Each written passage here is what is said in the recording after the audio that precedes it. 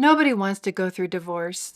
But when it happens, one of the things that we're most afraid of is how it hurts the children, or losing the children's love, losing the children's affection, losing contact or attachment to our children. It's a grave concern, and it's real. Divorce is a wound on the whole family.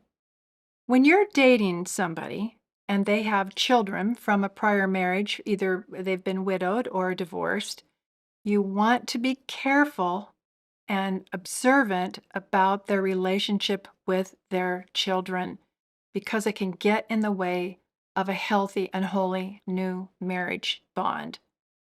So let's talk first about the human person. What do we need out of life in general? We have integrity needs. And we need to feel safe and to belong into a family unit or a community.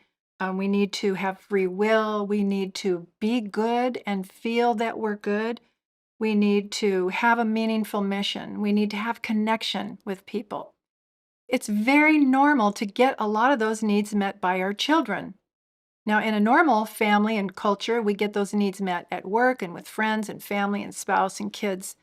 But after divorce, when we lose what we had with our spouse, the tendency is to turn and focus all those needs that we have and try to get them fulfilled through the children, especially when we feel guilty and we want to, make up to the children the fact that they've been through divorce. So we're running on fear and guilt usually when we have an unhealthy attachment to our children after death or divorce. I heard it explained once that you can hear people say, "Oh, my marriage is the center of my life," or "My children are the center of my life." And that's not good because when the children move and go away, or the spouse dies, or whatever is at the center of our life goes away, our orbit is unstable. And you've heard me say this before, and the church has taught very clearly for thousands of years that the only thing that should be at the center of our very life is our relationship with God.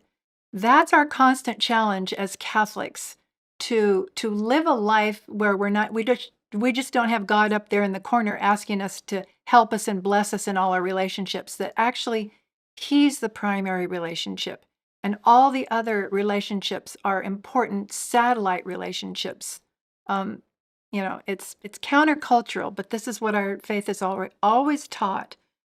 So you want to have good relationship with your kids, but if they have become the primary source of your integrity needs, of feeling good and fitting in and having value and having a mission, there may not be room for a new spouse to come in and take a rightful place that a spouse should have.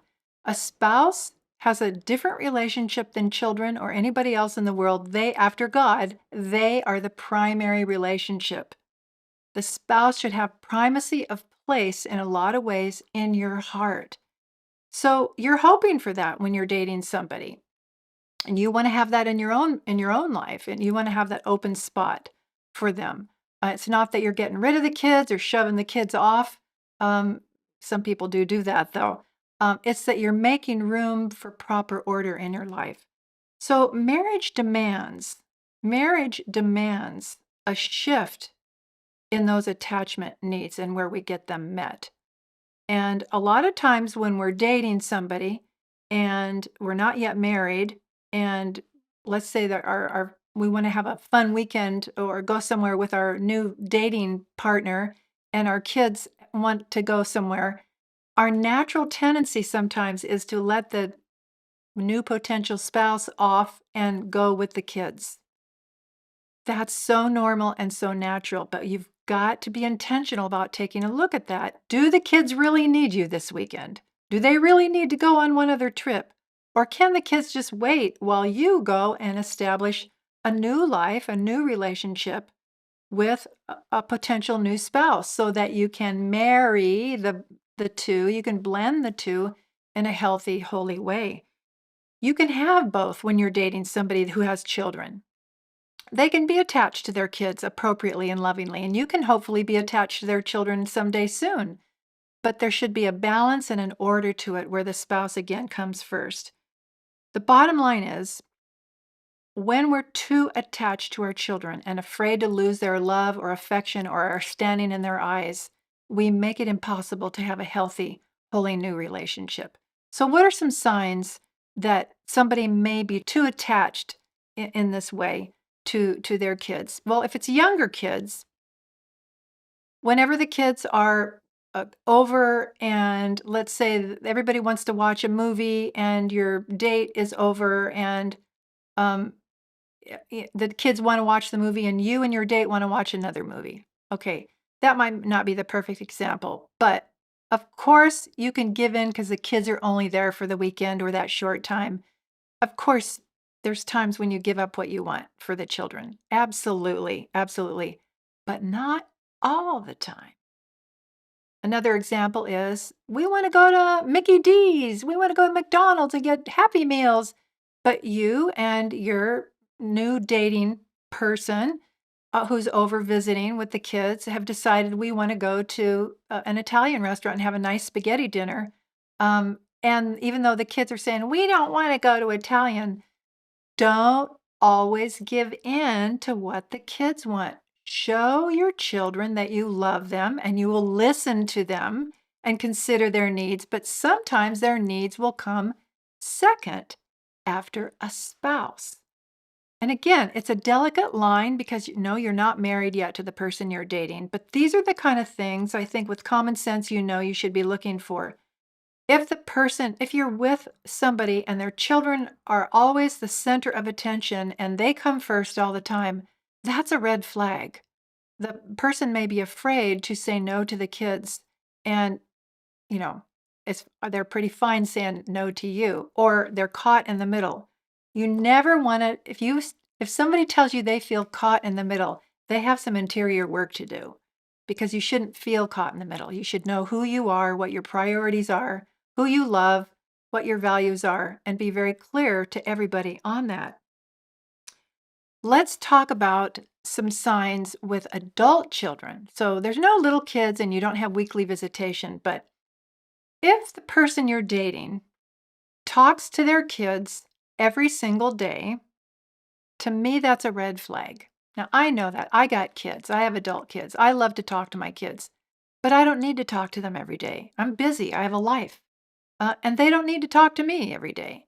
Usually, that constant uh, contact like that is there's some level of insecurity and over attachment there, a dependency, a bond that needs to be, readjusted. So talk about it, look at it, talk about it. Another one here's 5 things I wrote down. Um, if they're sharing every detail about your life with their kids, that's another unhealthy attachment. Your adult kids don't need to know everything that's going on with you or your new spouse or intended spouse. Um, even if you're still married and there's been no death or divorce, your adult kids don't need to know everything that's going on in your life. Again, that tends to be a way of staying attached so that you don't lose some affection or attention or feeling like I'm a good parent that way. If your intended other is always checking major decisions with the kids, getting the kids' input and or listening to the kids' input versus your input. So again, there are times when it's appropriate. Please let me say this for anybody whose hackles are up about kids. It's good to have relationship with our kids. Yes, yes, yes, yes. But look to see if it's out of balance because when it is, it creeps in and it will hurt and affect the new marriage. Seen it happen a million times. Um, if the kids are always asking you for money and time and favors, especially money, that's a big thing. You should, as part of your dating and getting ready for remarriage, is you should be talking about money, how it's going to be handled, what your budget is. You better be living on a budget. If not, call me. I love to help people set up their financial um, parts of their life. But anyway, so let's say your kids go, Mom and Dad, we ran our credit cards up, and can we just borrow $1,500 to get us over the hump? But let's say you and your new spouse have agreed that you're paying off your own credit card debt and you're not going to be, for 6 months, you're not going to be spending any money on anything. Well, talk about it. Is this life and death emergency? Or should maybe your adult children hit rock bottom and lose their credit rating or have their credit card taken away to learn the difficult lesson to manage their accounts instead of running to you to bail them out?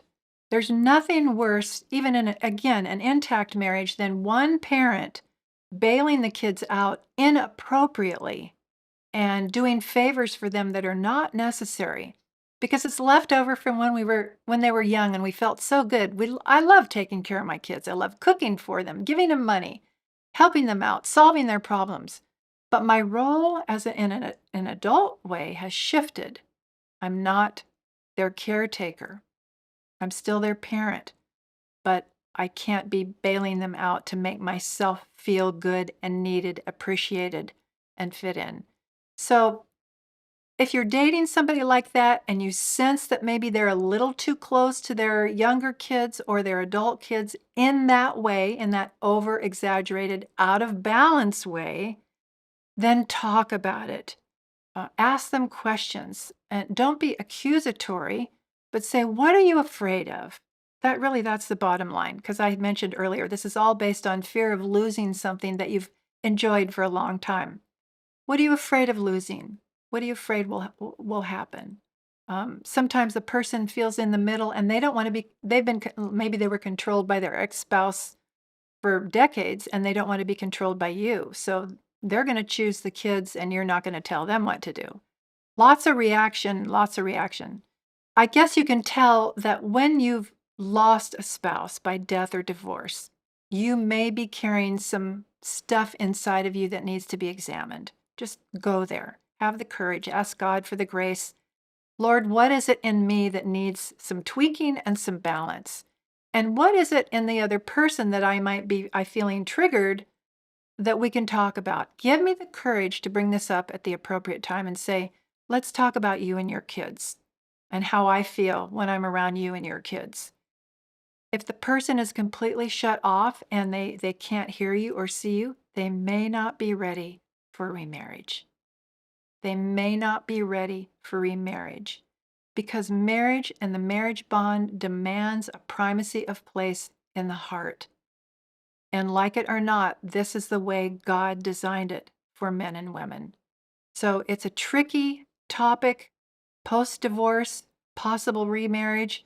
It's fraught with landmines. That's why you need good counseling, good coaching, follow the teachings of the church.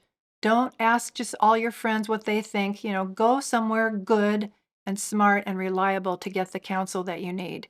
But above all, just relax, enjoy the journey, keep your eyes open, and stay on your knees in prayer and ask God to guide you. And no matter what happens, everything's going to turn out okay. You can count on that.